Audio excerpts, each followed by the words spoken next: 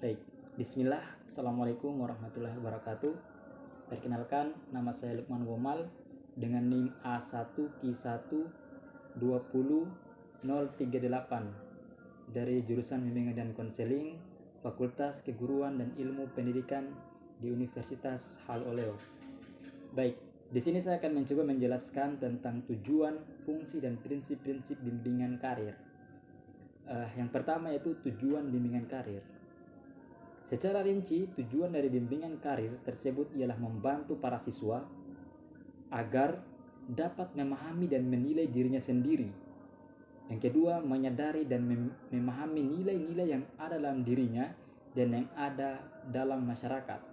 Yang ketiga, mengetahui berbagai jenis pekerjaan yang berhubungan dengan potensi yang ada dalam dirinya. Yang keempat, menemukan hambatan-hambatan yang mungkin timbul yang disebabkan oleh dirinya sendiri dan faktor lingkungan. Yang kelima, para siswa dapat merencanakan masa depannya serta menemukan karir dan kehidupan yang serasi dan yang sesuai. Baik, yang kedua yaitu fungsi dari bimbingan karir. Baik, ada beberapa fungsi bimbingan karir di sekolah.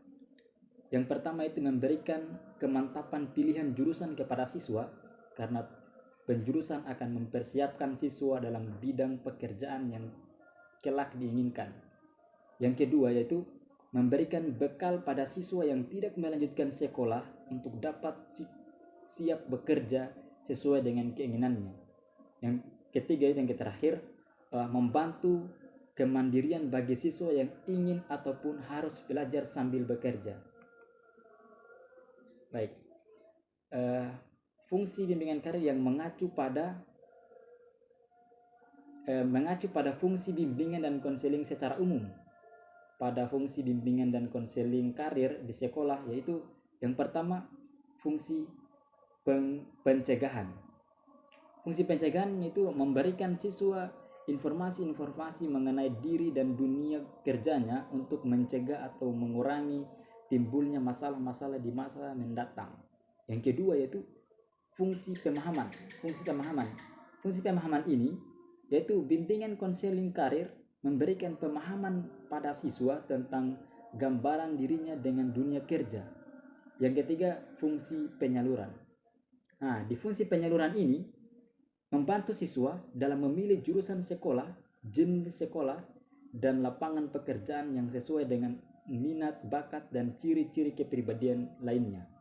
Nah, yang keempat, fungsi adaptasi. Nah, pada fungsi adaptasi ini membantu siswa untuk menyesuaikan program pendidikan terhadap minat, kemampuan, dan kebutuhannya dan kebutuhan hidupnya di masa mendatang. Selanjutnya, bimbingan konseling karir dalam aspek pengembangan karir berfungsi sebagai alat atau sarana dalam proses membantu siswa agar mampu memahami yang ada pada dirinya sendiri dengan mengenal minat, bakat, sikap, dan keterampilan dan cita-citanya. Yang kedua, memahami nilai-nilai yang ada dan berkembang di masyarakat dan dunia kerja.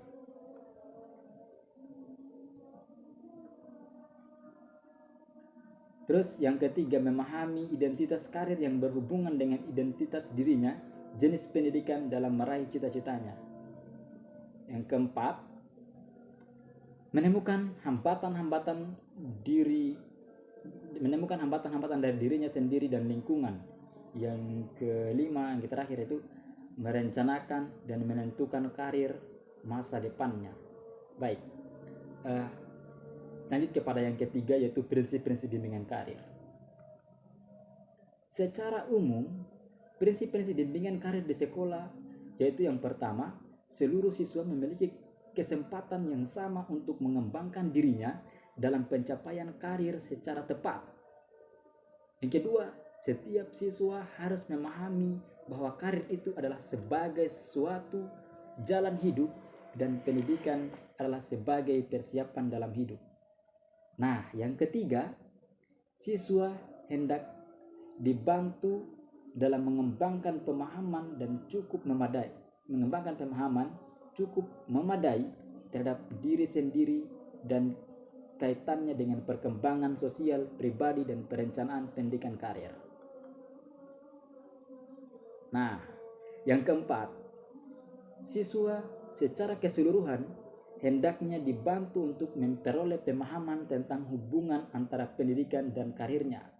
Yang kelima, setiap siswa hendaknya memiliki kesempatan untuk menguji konsep, berbagai peranan, dan keterampilannya guna mengembangkan nilai-nilai, norma-norma yang memiliki aplikasi karir bagi masa depannya nanti.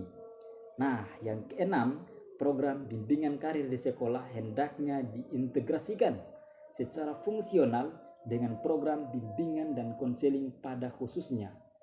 Yang terakhir, yang ketujuh, program bimbingan karir di sekolah hendaknya berpusat di kelas dengan koordinasi oleh pembimbing dan disertai partisipasi orang tua dan kontribusi masyarakat. Nah, dari beberapa prinsip yang terdapat dalam bimbingan karir tersebut, dapat disimpulkan bahwa bimbingan karir dalam pelaksanaannya memiliki pedoman yang umum dan jelas dan memberikan pelayanan kepada siswa dalam mendeteksi diri, memberikan layanan tentang karakteristik dunia kerjanya sehingga sesuai dengan keadaan dirinya.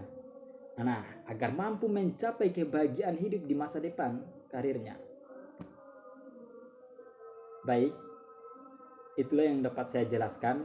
Semoga bermanfaat untuk teman-teman semua dan bisa memahami fungsi dan tujuan serta prinsip-prinsip dari bimbingan konseling karir.